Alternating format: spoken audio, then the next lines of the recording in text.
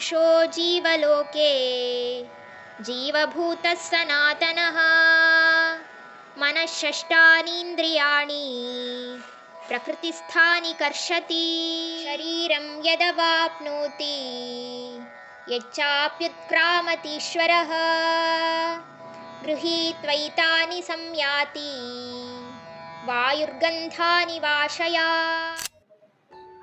ಈ ವಾಸ್ತವಿಕ ಜಗತ್ತಿನಲ್ಲಿ ನನ್ನ ದೇಹದ ತುಣುಕುಗಳು ಜೀವಾತ್ಮವಾಗಿ ಇದ್ದು ಅನಂತವಾಗಿ ಇರುತ್ತೆ.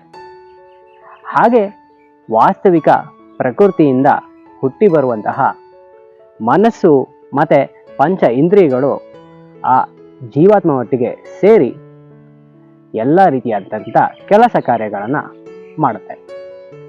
ಈ ಸ್ಥಿತಿಯನ್ನು ನಾವು ಬದ್ಧಾತ್ಮದ ಸ್ಥಿತಿ ಅಂತ ಕರಿತೀವಿ.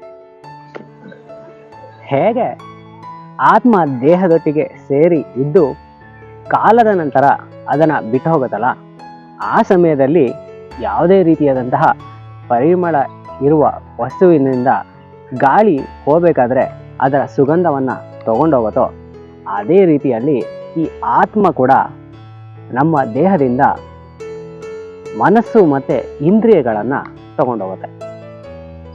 ಆತ್ಮದ ಈ ಸ್ಥಿತಿಯನ್ನು ನಾವು ಮುಕ್ತಾತ್ಮ ಸ್ಥಿತಿ ಅಂತ ಕರಿತೀವಿ.